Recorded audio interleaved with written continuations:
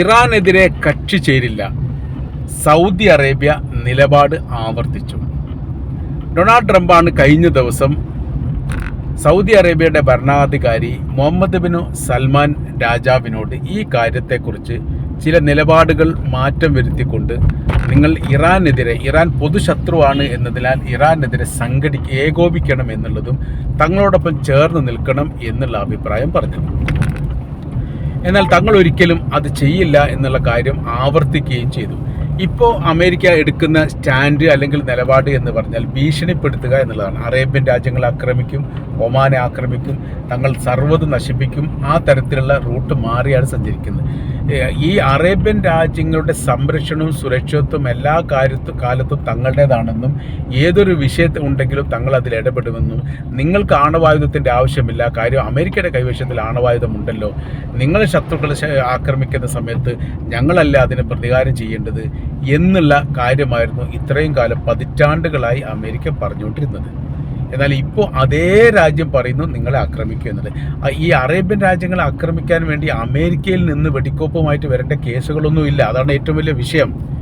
മുൻപ് ഇറാൻ പറഞ്ഞു വെച്ച കാര്യം വളരെ കൃത്യമാണ്. നിങ്ങളെ ആക്രമിക്കാൻ സൈനികമായിരിക്കുന്ന ബേസുകളും സംവിധാനങ്ങളും ആയുധങ്ങളും വെടിക്കോപ്പുകളും സൈനികരും ആ രാജ്യത്ത് തന്നെ ഉണ്ട്. ആ രാജ്യത്തിൽ നിന്ന് ആ രാജ്യത്തെ ആക്രമിക്കണം, അത്ര മാത്രമേ ഉള്ളൂ.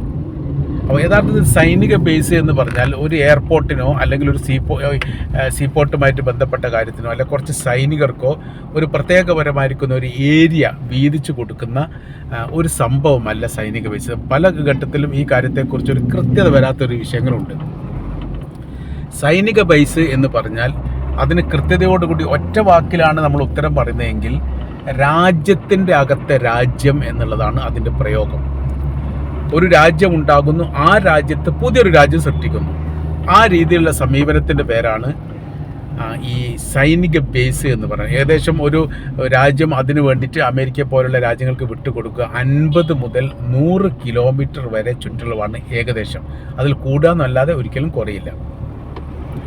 ഇത് പ്രത്യേകിച്ച് ഉണ്ടാകുന്ന പരമാവധി മേഖലയൊക്കെ സീപോർട്ട് പോലെ കടലേരിയ മേഖലയൊക്കെയാണ് ഉണ്ടാവുക. അപ്പോൾ കപ്പലിൽ വരാനുള്ള സൗകര്യം അല്ലെങ്കിൽ കപ്പലുമായിട്ട് ബന്ധപ്പെടാനുള്ള സൗകര്യം ഉണ്ടാക്കുക എന്നുള്ളത് സാധാരണഗതിയിൽ അമേരിക്ക ചെയ്യാറുള്ളതാണ്. അപ്പോൾ വിഷയം എന്ന് പറയുന്നത് ഈ ഒരു 100 കിലോമീറ്റർ ചുറ്റളവ് വളരെ കൃത്യതയോട് കൂടിയിട്ട് സുരക്ഷാ മേഖലയാക്കിയിട്ട് ആദ്യം തന്നെ പ്രഖ്യാപിക്കും അമേരിക്ക. ഏതാണ് സൈനിക ബേസ് ആ രാജ്യം പ്രഖ്യാപിക്കും. അത് അവരുടേതായിരിക്കുന്ന അവകാശമായിട്ട് കരാർ വ്യവസ്ഥ ഉണ്ടാക്കും. കരാർ വ്യവസ്ഥ എന്ന് പറയുന്ന സമയത്ത് നമ്മൾ കരുതുന്ന പോലെയുള്ള കരാർ വ്യവസ്ഥയല്ല.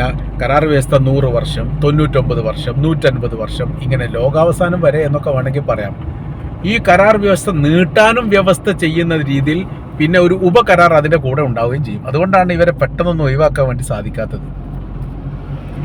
അപ്പം അങ്ങനെ ആക്കി കഴിഞ്ഞാൽ പിന്നീട് ഈ ബേസ് എന്ന് പറയുന്നത് ഈ ബേസിലേക്ക് യുദ്ധവിമാനങ്ങളോ അല്ലെങ്കിൽ കപ്പലുമായിട്ട് ബന്ധപ്പെട്ടോ അല്ലെങ്കിൽ കവചിത വാഹനങ്ങളുമായിട്ട് ബന്ധപ്പെട്ട് എന്തൊരു സംവിധാനം വരികയാണെങ്കിൽ ആ രാജ്യത്തിൻ്റെ സമ്മതം ആവശ്യമില്ല എന്നുള്ളതാണ്. അവരുടേതായിരിക്കുന്ന രാഷ്ട്രം പോലെ ഈ ഏരിയകൾ അവർ കൊണ്ടു നടക്കും. അപ്പോൾ ഇവിടേക്ക് വരുന്ന വിമാനങ്ങൾ, പോകുന്ന വിമാനങ്ങൾ, അതിൽ വരുന്ന വസ്തുക്കൾ, തിരിച്ചു കൊണ്ടുപോകുന്ന വസ്തുക്കൾ എന്നതിനെക്കുറിച്ചുള്ള വിവരങ്ങൾ ആ രാജ്യം, ആ ഭൂപ്രദേശം നിൽക്കുന്ന രാജ്യത്തിൻ്റെ ഭരണാധികാരികൾക്ക് അജ്ഞാതമാണ്. ഇറാൻ്റെ പ്രസിഡൻ്റായിരുന്ന ഇബ്രാഹിം റൈസി ജിദ്ദ ഉച്ചകോടിയിൽ വെച്ച് ഈ കാര്യം വളരെ കൃത്യതയോടുകൂടി പറയപ്പെട്ടിട്ടുണ്ട്.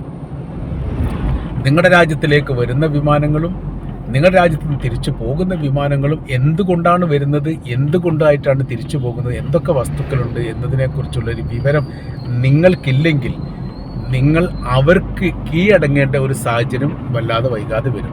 യഥാർത്ഥത്തിൽ നിങ്ങളുടെ ശത്രുക്കൾ ആരാണ് എന്നാണ് നിങ്ങൾ മനസ്സിലാക്കുന്നത്.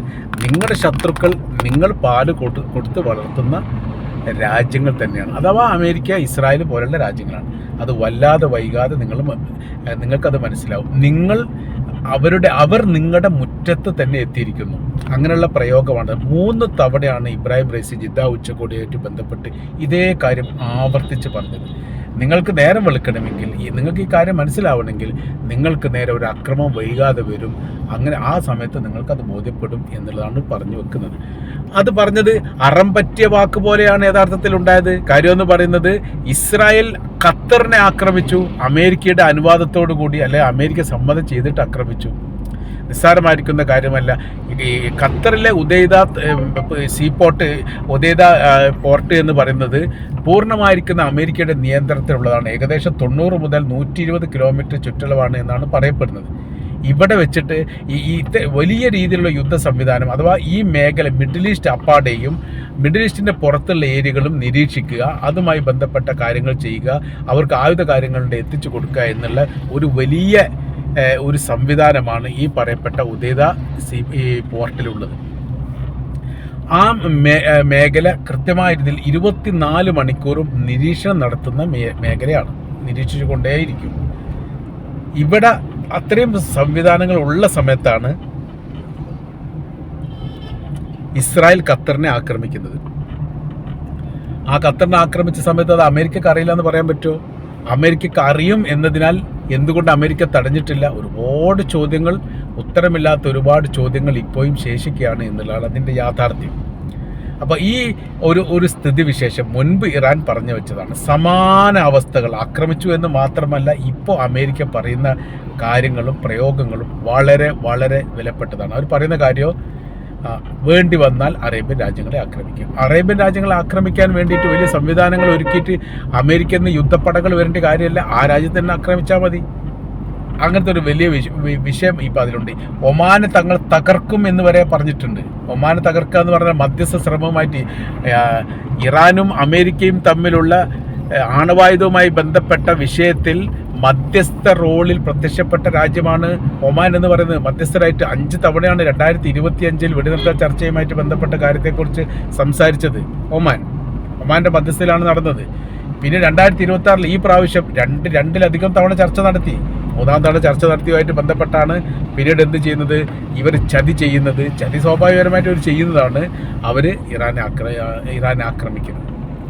അപ്പോൾ ആ ഒരു രാജ്യത്തോടാണ് ഇപ്പോൾ അമേരിക്ക ഭീഷണിപ്പെടുത്തുന്ന രീതിയിൽ നിങ്ങളെയും ആക്രമിക്കുമെന്ന് പറയുന്നത്. ഒമാനെ സംബന്ധിച്ചിടത്തോളം അമേരിക്കയുടെ സൈനിക ബേസ് അവിടെ ഇല്ല, അതൊരു യാഥാർത്ഥ്യമാണ്.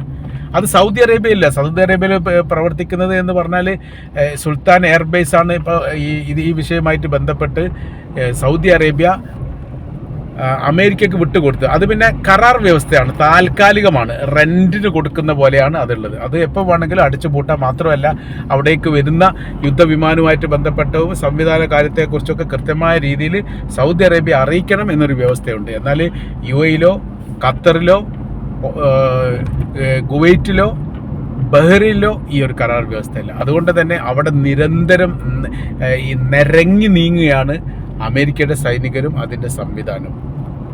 അപ്പോൾ നമ്മൾ പറഞ്ഞു വരുന്ന വിഷയം, സൗദി അറേബ്യയോട് കണിശമായ രീതിയിൽ ചില നിലപാടുകൾ അമേരിക്ക പ്രസിഡന്റ് ഡൊണാൾഡ് ട്രംപ് നേരിട്ട് തന്നെ പറഞ്ഞു. ആ പറഞ്ഞ നിലപാട് എന്ന് പറയുന്നത് ഇതാണ്: അബ്രഹാം കരാർ അംഗീകരിക്കണം. അബ്രഹാം കരാർ അംഗീകരിക്കുക മാത്രമല്ല, ഇറാനെതിരെ ഒരു ബദൽ സംവിധാനം ഉണ്ടാക്കാൻ പോവുകയാണ്, അല്ലെങ്കിൽ ഉണ്ടാക്കുകയാണ്. അതിൽ നിങ്ങൾ പങ്കാളിത്തം വഹിക്കണം. മറ്റൊരു രീതിയിൽ പറഞ്ഞാൽ നിങ്ങളാണ് അതിൽ നേതൃത്വം നൽകേണ്ടത്. അതായത് അറേബ്യൻ രാജ്യങ്ങളെ അടിസ്ഥാനമാക്കിയാണ് നമ്മൾ പറയുന്നതെങ്കിൽ നിങ്ങൾ അതിന് നേതൃത്വം നൽകണം എന്ന് കൂടി പറഞ്ഞിട്ടുണ്ട്.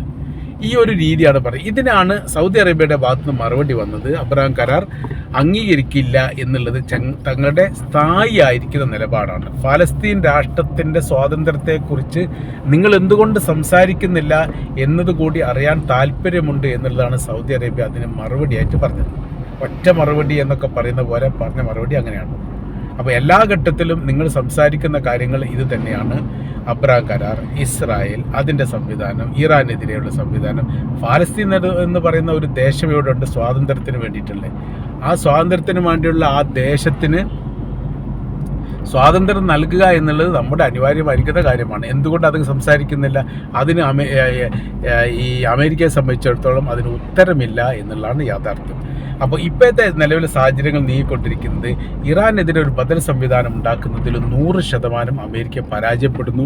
ഒരു രാജ്യവും ഈ വിഷയവുമായിട്ട് ബന്ധപ്പെട്ട് സഹകരിക്കുന്നില്ല എന്നുള്ളത് അമേരിക്കയെ സംബന്ധിച്ചിടത്തോളം വലിയ നിരാശ ഉണ്ടാക്കുന്ന കാര്യമാണ്. പല ലോക രാജ്യങ്ങളുടെ ആഭ്യന്തരമായിരിക്കുന്ന വിഷയങ്ങളിലും ഇടപെടുകയും അതിൽ അമേരിക്കയുടെ താല്പര്യങ്ങൾ അടിച്ചേൽപ്പിക്കുകയും അതിൽ വിജയിക്കുകയും ചെയ്ത രാജ്യത്തിൻ്റെ പേരാണ് അമേരിക്ക. നിസ്സാരമായിരിക്കുന്ന രാജ്യമൊന്നുമല്ല. അപ്പോൾ ഏറ്റവും ഒടുവിൽ ലോകത്തെ ഞെട്ടിപ്പിച്ച സംഭവമാണ് വെനിസ്വേലയിൽ നടന്നത്. വെനിസ്വേലയുടെ പ്രസിഡന്റിനെ തട്ടിക്കൊണ്ടുപോയി എന്ന് പറഞ്ഞാൽ സമാനമായിരിക്കുന്ന ഒരു സംഭവം ഈ ഹോളിവുഡ് സിനിമയിൽ പോലും ഇല്ല എന്നുള്ള. ഒരു രാജ്യത്തിൻ്റെ ഭരണാധികാരിയെ മറ്റൊരു രാജ്യത്തിൻ്റെ ഭരണാധികാരി തട്ടിക്കൊണ്ടുപോയി ജയിലിൽ കിടത്തുന്നു. എന്നിട്ട് അതിൽ പ്രതിഷേധവുമായിട്ട് ബന്ധപ്പെട്ട കാര്യങ്ങളൊന്നും ഇല്ലാതിരിക്കുന്നു. അദ്ദേഹം ഇപ്പോൾ ജീവിച്ചിരിപ്പുണ്ടോ ഇല്ലേ എന്ന് അന്വേഷിക്കാൻ മറ്റു ലോക രാജ്യങ്ങൾ മുന്നോട്ട് വരാത്തൊരു സാഹചര്യം ചരിത്രത്തിൽ ഇത് ആദ്യമായിട്ടാണ്. അപ്പോൾ അതോടുകൂടി സമാനമായ രീതിയിലുള്ള ഇടപെടൽ ഇറാനിലും നടത്തും എന്നുള്ളതായിരുന്നു യഥാർത്ഥത്തിൽ അമേരിക്ക പറഞ്ഞത്. വെനിസ്വേലയെ പോലെയുള്ള സംഭവങ്ങൾ ഇറാനിൽ നടക്കാൻ പോവുകയാണ് എന്ന് വെച്ചാൽ അവിടെ തട്ടിക്കൊണ്ടുപോകലായിരിക്കും ഉദ്ദേശിച്ചത് എന്ന് ലോകം മനസ്സിലാക്കുന്നു. അങ്ങനെ സംഭവിക്കും എന്ന് ലോകം വിശ്വസിക്കുകയും ചെയ്യുന്നു. അതാണ് ഏറ്റവും വലിയ പ്രത്യേകത. അങ്ങനെ സംഭവിക്കും എന്ന് ലോകം വിശ്വസിക്കുകയും ചെയ്യുന്നു എന്നുള്ളതാണ്. എന്നാൽ യഥാർത്ഥത്തിൽ അതിൻ്റെ റൂട്ട് മാറിയാണ് സഞ്ചരിച്ചത്. കണ്ട ഇറാൻ അല്ലായിരുന്നു അനുഭവിച്ച ഇറാൻ. രണ്ടും തമ്മിൽ വലിയ രീതിയിലുള്ള അന്തരമുണ്ടായിരുന്നു. ഈ അന്തരം എന്ന് പറഞ്ഞാൽ അത് നിസ്സാരവൽക്കരിക്കുന്ന തരത്തിലുള്ള അന്തരമല്ല, കഠിനമായിരിക്കുന്ന അന്തരമാണ്. കാര്യം യുദ്ധത്തിന് തയ്യാറാണെന്ന് തുറന്നു പറഞ്ഞ ഒരു രാജ്യത്തിൻ്റെ പേര് കൂടിയാണ് ഇറാൻ എന്ന് പറയുന്നത്. അപ്പോൾ സൗദി അറേബ്യ, നമ്മൾ പറഞ്ഞു വരുന്ന വിഷയം, സൗദി അറേബ്യ അമേരിക്കയോട് കൃത്യതയോടുകൂടി ചില നിലപാടുകൾ പറഞ്ഞിട്ടുണ്ട്. ആ നിലപാട് എന്ന് പറഞ്ഞാൽ ഫലസ്തീൻ്റെ സ്വാതന്ത്ര്യവുമായിട്ട് ബന്ധപ്പെട്ട വിഷയത്തിലപ്പുറം ഒരു സഹകരണവും ഈ അബ്രഹാം കരാറുമായിട്ട് തങ്ങൾക്കുണ്ടാകില്ല എന്ന നിലപാട് തീർത്ത് പറഞ്ഞിരിക്കുന്നു എന്ന് സാരം.